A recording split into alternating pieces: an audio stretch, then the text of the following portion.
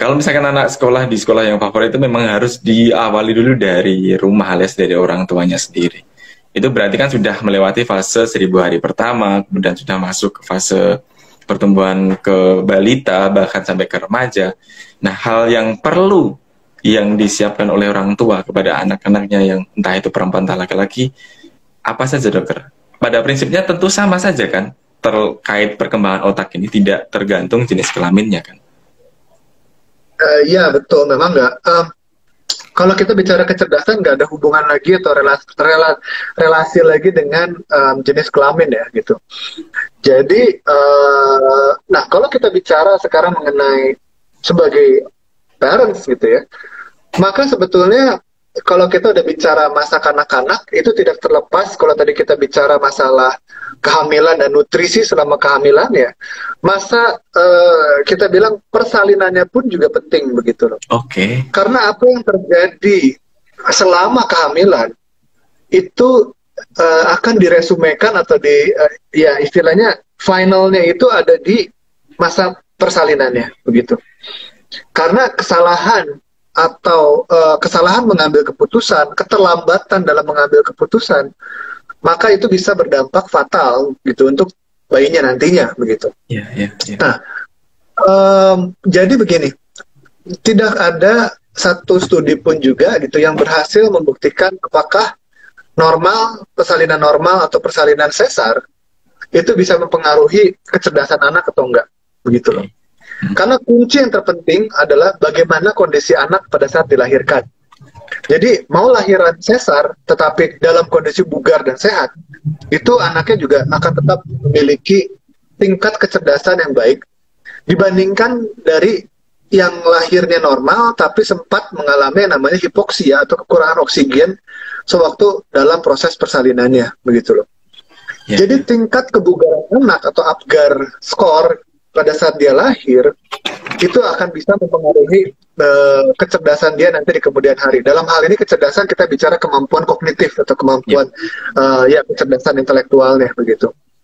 Nah, biasanya gitu kalau kita sudah harus mengambil keputusan cepat dalam hal persalinan, orang tua itu tidak boleh ragu-ragu lagi gitu loh. Misalnya nih gitu, ini pengalaman pribadi saya sih,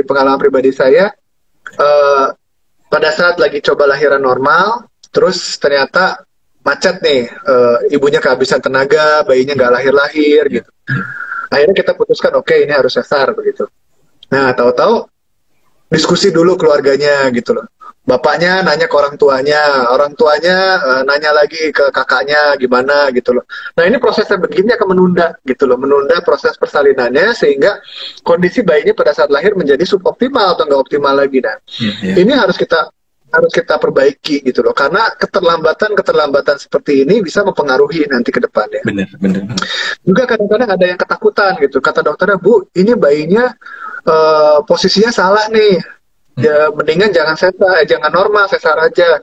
Tapi ibunya takut sakit, takut ini, takut itu gitu loh. Akhirnya ya terlambat kan gitu, pada saat ada apa-apa akhirnya terlambat begitu. Itu juga bisa mempengaruhi tumbuh kembang anak di kemudian harinya.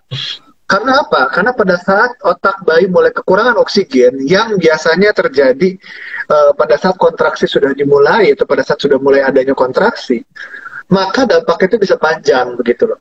Karena risiko cerebral palsy atau CP gitu loh ya, itu akan meningkat dengan semakin lama bayinya terpapar dengan kondisi hipoksia atau kekurangan oksigen gitu loh.